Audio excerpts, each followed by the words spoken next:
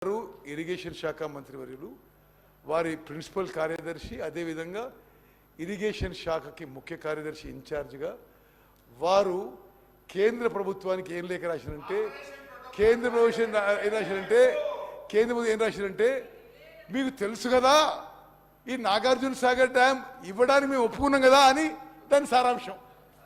మరి నాకు అర్థమైన ట్రాన్స్లేషన్ అది. ఓకే సరే, ఇప్పుడు 17 Jan 2024లో మీరు పదే కోట్ చేశారు. ఇది జనవరిలో జరిగిన మీటింగ్ విషయంలో మీరేమన్నారు? Telangana irrigation secretary you quoted Telangana irrigation secretary he's not sign the minutes of meeting. మాకు మీటింగ్ మినిట్స్ రాగానే we wrote back to government of India, మీ minutes are wrong, we have not stated this అని చెప్పి correction కోసం పంపించడం జరిగింది. Okay next. yes now anyway సరే నేను ఒకటే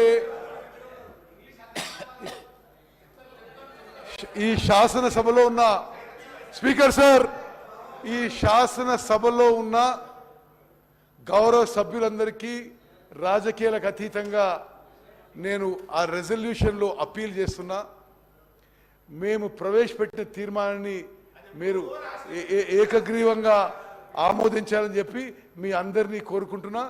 చివరిగా జస్ట్ కూడా లాస్ట్ థింగ్.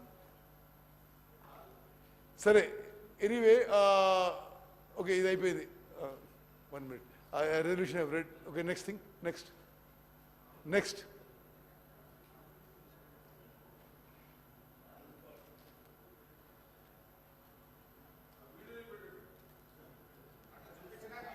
తెలంగాణ నుంచి కిందికి వాళ్ళు నీళ్లు వదిలినప్పటి నుంచి మనకు రాని పరిస్థితి అధ్యక్ష ఇవాళ ఆ పరిస్థితి ఈ రోజు ఉంది కాబట్టి కేసీఆర్ గారు ఒక అడుగు ముందుకు వేసి మెగ్నానిమిటీ చూపించాడు.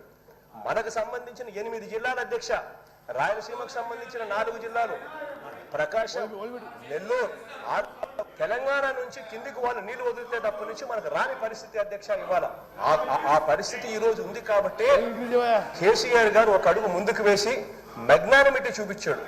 మనకు సంబంధించిన 8 జిల్లాల అధ్యక్ష, రాయలసీమకు సంబంధించిన 4 జిల్లాలు, ప్రకాశం, నెల్లూరు 6 జిల్లాలు, Guntur, Krishna up to west Godavari, Krishna ఆయకట్టుకు సంబంధించి మొత్తం ఆయకట్టే ప్రశ్నార్థకమయ్యే పరిస్థితులు ఉంటాయని చెప్పి ఆయన ఒక అడుగు ముందుకు వేసి, మనం వెళ్ళి అడిగిన వెంటనే ఒక అడుగు ముందుకు వేసి తన రాష్ట్రం నుంచి, తన బౌండరీ నుంచి నీళ్లు తీసుకునేదానికి ఒప్పుకున్నారు. తన రాష్ట్రం నుంచి, తన బౌండరీ నుంచి నీళ్లు. తెలంగాణ శాసనసభ గౌరవ సభ్యులందరికీ నేను మనవి చేసేదంటే